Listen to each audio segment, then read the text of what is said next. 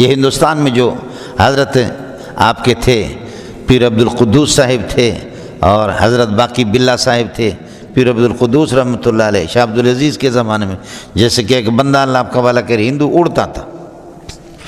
مولانا یہ جو ابھی بھی یہ خبیث لوگ، یہ تو جادوگر ہیں، سمجھے، ایسے ایسے کرشمے ہیں کہ اڑتے ہیں یہودی باقاعدہ، چونکہ انہی کی اولاد ہے نا، وہاں سے انہوں نے سیکھا، قبطیوں سے بھی سیکھا، فرعونیوں سے بھی سیکھا، جادو مسلسل ان میں آ رہا ہے۔ چھوڑو، یہ ہمارے بلوچوں میں اتنا زیادہ ہے نا کہ توبہ توبہ۔ بلوچوں میں جو اللہ 1 نمبر اس وقت جادو یہودیوں میں ہے، دوسرے نمبر پر یہ بلوچوں میں جو ذکری قبیلہ ہے، ذکری قبیلہ، بیٹھے بیٹھے آپ کے عالم کی زبان بند ہو جائے گی۔ تیسرا بنگالی اور برمیوں میں ہے، چاہے ان کا مولوی بھی ہو تب بھی جادو کرے گا، ایسے کرش میں بنگالی برمی، ان کے علماء پر بھی بہت کم ہی اعتماد کیا جاتا ہے۔ سمجھ شریف میں ہے کہ نہیں؟ یہ ہے، اللہ ہم سب کی حفاظت کرے۔ یہ تو مدارس میں ہوتا ہے، بریلویوں کے مدارس میں بھی، دیوبندیوں کے مدارس میں بھی اسی طرح۔ علامہ انور شاہ کشمیری پر جادو ہوتے رہے، حضرت اقدس مفتی محمود حسن گنگوئی پر، اور حضرت اقدس عارف باللہ شیخ الحدیث، جس کو ہمارے حضرت فرماتے تھے کہ واقعتاً شیخ الحدیث کا لفظ اسی کے لیے مناسب ہے، مولانا زکریا رحمۃ اللہ علیہ، یہ سب پر جادو ہو گیا۔ مفتی محمود حسن گنگوئی کی زبان بند ہو گئی، شاہ صاحب رحمۃ اللہ علیہ پر کتنا ہوا۔ یہ ہوتا ہے، میں عرض کر رہا ہوں کہ یہ پیر عبدالقدوس کے زمانے میں وہ ہندو اڑتا تھا، کہتا ہے کوئی مقابلہ، اگر تمہارا اسلام حق پر ہے تو آ جاؤ، تو لوگ دھڑا دھڑ کافر ہوتے تھے، کافر بنتے تھے۔ اس پر اللہ آپ کا بھلا کرے کیا ہوا، لوگوں نے حضرت اقدس پیر عبدالقدوس رحمۃ اللہ علیہ کو بتایا کہ حضرت یہ اس طریقہ پر ہے، تو حضرت جی نے فرمایا کہ اس کے چیلنج قبول کرو اور لوگ سارے جمع ہو جاؤ۔ ہزاروں لوگ، لاکھوں لوگ جمع ہو گئے۔ پیر عبدالقدوس رحمۃ اللہ علیہ کو اس نے کہا کہ چل تو اڑ کر کے دکھا دے یا میں اڑوں۔ حضرت نے فرمایا پہلے تو اڑ، پھر میں بعد میں اڑوں گا۔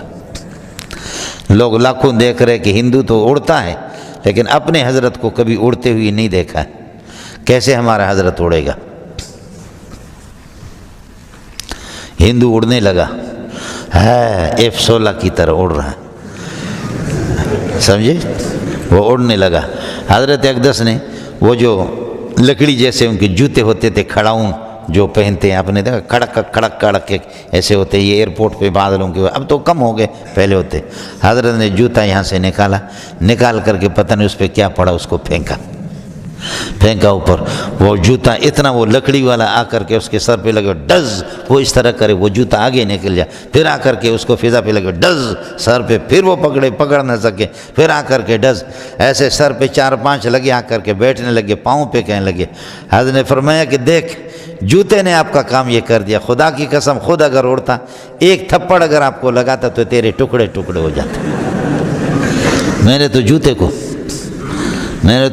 پہلے ہمارے اکابرین جو ہوتے تھے وہ روحانیت میں بہت مضبوط ہوتے تھے۔ حضرت اقدس علامہ انور شاہ کشمیری رحمۃ اللہ علیہ، اس کو طلباء نے کہا کہ ابدال کیسے ہوتے ہیں؟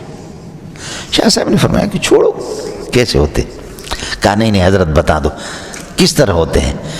حضرت نے فرمایا کہ ان الابدال اذا مات واحد منهم ابدل اللہ مکانہ آخر، ابدال میں سے اگر کوئی ایک مرتا ہے تو اللہ اس کے بدلے میں دوسرا پیدا کرتا ہے۔ 40 ابدال ہے جن پہ دنیا چلتی ہے، محدثین کو نہیں مانتے۔ محدثین کا قانون یہ ہے کہ احادیث الابدال والاقطاب کلها باطلۃ، ابدال کی روایتیں، اقطاب کتب کی، یہ سارے باطل ہیں۔ لیکن صوفیہ کہتے ہیں کہ تمہارا میدان الگ ہے، ہمارا میدان الگ ہے، تم اس کو جانتے بھی نہیں ہو، سمجھے۔ شاہ صاحب کو لڑکوں نے تنگ کیا تو شاہ صاحب رحمۃ اللہ نے فرمایا کہ کھڑکیاں بند کرو، دروازے بند کرو۔ کھڑکی دروازے بند کیے۔ شاہ صاحب جس مسند پر بیٹھا ہوا تھا وہ ہلکا پھلکا تھا، اپنے ہاتھوں کو یہاں دیا اور اس طرف پر اٹھا، اور جسم کا یہ حصہ ان کے ہاتھوں پر آ گیا۔ جب یہ اس طرح اٹھنے لگے، جب یہ سلسلہ ہو گیا نا تو پورا گلاس ہلنے لگی۔ شاہ صاحب نے اپنے ہاتھوں پر اپنے آپ کو اس طریقے پر یہ کہ سہارا دیا تو دروازے ٹکرانے لگے، کھڑکیاں گڑ گڑ گڑ گڑ، کلاس ہلنے لگی۔ شاہ صاحب بیٹھ گئے، شاہ صاحب کے آنسو بھی آ گئے اور طلبہ بھی رونے لگے، نعرے لگائے۔ فرمایا کہ ابدال اس کو کہتے ہیں، میں نے چاہا اللہ ان کو تھوڑا سا جھلک دکھا دو تو اللہ نے دکھایا۔ سمجھتا یہ ہوتا مجاہدہ، مجاہد و ریاضت سے۔ اس لیے حضرت اقدس اس میں اسلام ہو، ایمان ہو تو سبحان اللہ، ورنہ کافر بھی میں نے عرض کیا کہ وہ نفس کشی کر کے اس کو یہ قوت ارادی حاصل ہو جاتی، یہ نفس کشی کر کے ان کو بھی، یہ آپ کے ملنگوں کے پاس یہ چیز بہت ہوتی ہے، بعض فقیر ہوتے ہیں، ملنگ ہوتے ہیں نا، وہ اللہ آپ کا بھلا کرے، ان کے پاس خدا جانے کہ کیا سے کیا چیز نہیں ہوتی، یہ ہوتا۔ آپ سمجھے نہیں سمجھے؟ میں نے خود کئی لوگ دیکھے، کئی لوگ اس قسم کے دیکھے۔ بہرحال یہ ہدایت کی چوتھی قسم ہے، کشف الاسرار والرموز بالمجاہدت وبالریاضت، مجاہدہ اور ریاضت سے۔ اس میں ایمان والے ہوں تو وہ اشراقین مومنین ہیں، اور اگر ورنہ یہ ہے کہ کافرین، ان کو یہ مسئلہ حاصل ہو جاتا۔ اب یہ ہدایت کی 4 قسمیں ہو گئی۔ اب سمجھو کہ اول سے لے کے جب سے قرآن کا نازل ہو گیا، سورہ فاتح مکی ہے، نزول ہو چکا ہے، آج تک لوگ کہہ رہے ہیں، انبیاء، شہداء، صالحین، مفسرین، محدثین، سب کے سب کہہ رہے ہیں اہدنا الصراط المستقیم، دکھا دے ہمیں صراط مستقیم۔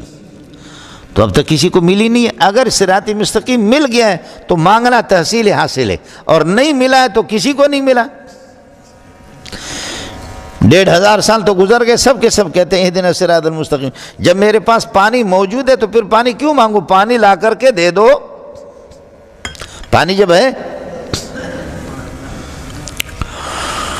آپ کو مسئلہ سمجھ میں آ گیا؟ تو اس کا جواب وہی ہے کہ جو آپ پڑھتے کہ ہدایت کی 2 صورتیں ہیں۔ ایک صورت یہ کہ راستہ کسی کو دکھانا کہ بھائی یہ راستہ سیدھا مسجد کو جائے گا، یہ ارات الطریق ہے، آپ اس راستے پہ جائیں گے مسجد پہ پہنچ جائیں گے، لیکن راستہ لمبا ہے، ہو سکتا ہے کہ درمیان سے دائیں بائیں وہ مسجد پہ نہ جائے، کوئی اور چھوٹے راستے پہ چلے جائیں، یہ ارات الطریق ہے۔ ہدایت کا ایک معنی یہ ہے۔ دوسرا یہ ہے کہ آپ نے اس کا ہاتھ پکڑ کر کے لا کر کے مسجد میں اس کو کھڑا کر دیا۔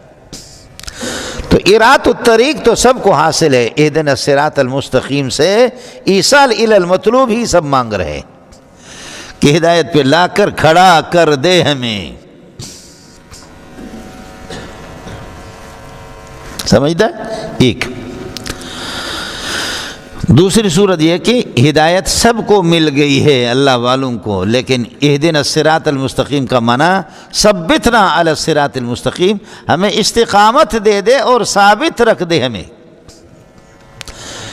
یہ تحصیل الحاصل نہیں ہے بلکہ بقاء علی الحاصل ہے۔